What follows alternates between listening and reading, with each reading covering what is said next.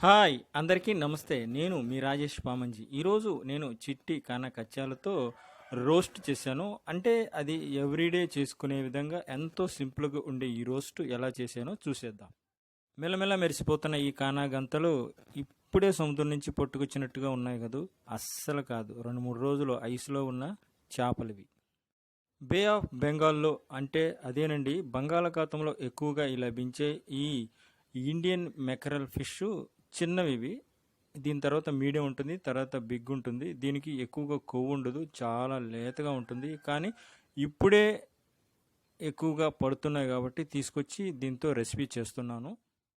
సున్నితమైన ఈ చేపని చెఫ్నైతో శుభ్రం చేయడం కొంచెం ఇబ్బందికరంగా ఉంటుంది. అందుకే మనకి ఎవర్ గ్రీన్ కత్తిపీటతో దీన్ని శుభ్రం చేస్తున్నాను. దీనికి పెద్దగా కష్టపడాల్సిన అవసరం లేదు, ఎందుకంటే దీనికి అసలు పులుసులే ఉండవు. పక్కన చిన్న చిన్న ముళ్ళులు ఉంటాయి, దాన్ని తీసేసి తలకాయని ఉంచుకునే వాళ్ళు చాలామంది ఇంట్రెస్ట్గా ఉంటారు. కానీ అది శుభ్రం చేయడం కొంచెం రిస్క్ కాబట్టి నేను తలకాయని తీసేస్తున్నాను. 2-3 రోజులు ఇది ఐస్లో భద్రపరిచారు కాబట్టి కొన్ని చెడిపోయి ఉంటాయి. వాటిని వెంటనే కనిపెట్టలేము. అంటే కొనుక్కునేటప్పుడు ప్రతి ఒక్క మొప్పని చూసి రెడ్డిష్గా ఉందా లేదంటే రక్తం కారుతుందా అనేది చెక్ చేస్తే తాజావా కుళ్ళిపోయినవా తెలుసుకోవచ్చు. కానీ తీసుకున్న తర్వాత మనకి పూర్తిగా తెలుస్తుంది. దాన్ని మనం కోసేటప్పుడు పట్టుకునేటప్పుడు నలిగిపోయి ఉంటాయి, అంటే మెత్తగా ఉంటాయి. ఇంకోటి విషయం ఏంటంటే వీటి మాంసం తెల్లగా పాలిపోయి ఉంటాయి. ముందుగా ఇప్పుడు తాజావైతే ఇలాగా రెడ్గా కొంచెం ముదురు ఎరుపు రంగులో ఉంటుంది, కానీ చెడిపోయింది అయితే తెల్లగా ఉంటుంది. ముందు నేను అక్కడ బుట్టలో పెట్టాను, చూశారు, అది మొత్తం చెడిపోయింది. చూసారా, తెల్లగా ఉన్నాయి, అంటే రక్తం అంతా పోయినట్టుగా చెడిపోయినట్టుగా. దాదాపు ఇది ఇంక దేనికి పనికిరాదు, అంటే పులుసు పెట్టుకోవడానికి అస్సలు పనికిరాదు. ఫ్రై పెట్టుకొని తింటారు కొంతమంది, బట్ అది జనరల్గా నేనైతే ప్రిఫర్ చేయను. దాన్ని పూర్తిగా పడేయాలి. ఇలాంటి చేప ఒక్కటి పులుసులో చేసినా కూడా కూర మొత్తం చెడిపోతుంది. కుళ్ళిపోయిన చేపలు, తాజా చేపలు మీరు ఇప్పుడు చూస్తున్నారు.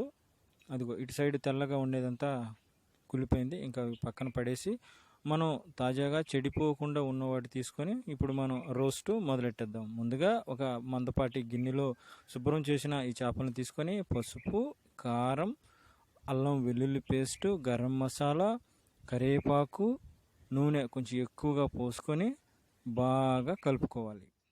నేను ఫ్లోలో ఉప్పు గురించి చెప్పలేదు, ఉప్పు తప్పనిసరిగా వేసుకోవాలి. దాంతోపాటు హాఫ్ నిమ్మకాయ రసం పోసుకుంటే మరింత రుచి వస్తుంది.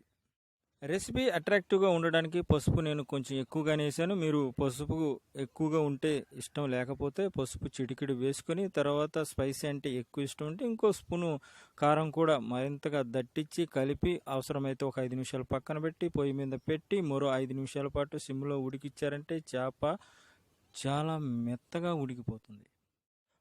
ప్రేమ్ నగర్ సినిమాలో నాగేశ్వరరావు పాట పాడినట్లుగా ఎదుటి వారికి చెప్పేటందుకే నీతులు ఉన్నాయి అన్నట్టుగా చేప ఉడకడానికి 4 నిమిషాలే అంటారు చెఫ్లందరూ. కానీ నేను మాత్రం దాన్ని 10 నిమిషాల పాటు ఇటుపక్క అటుపక్క రోస్ట్ చేసి మాడిపోవాలంతే. ఆ రుచి కొంచెం పొగ వాసన వస్తూ ఉంటే ఆ టేస్టే వేరు.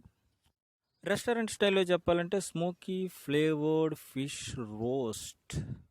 అలాగే ఇంకొక విషయం ఏంటంటే ఇది సింగిల్ ప్యాన్ రెసిపీ. ఒకే ప్యాన్లో కలిపేసి అదే ప్యాన్ని తీసుకొని పొయ్యి మీద పెట్టేసి ఒక 10 నిమిషాలు చిన్న మంట పైన 2 వైపులా బాగా కాల్చుకుంటే రుచికరమైన ఎవ్రీడే ఫిష్ రోస్ట్ రెడీ అయిపోయింది. దీనికి మంచిగా, అంటే చేపకి మంచిగా ఆనియన్, నిమ్మకాయ రసం తప్పగా ఉండాల్సిందే. మరో అద్భుతమైన రెసిపీతో మళ్ళీ కలుసుకుంటాను. అంతవరకు సెలవు, బాయ్.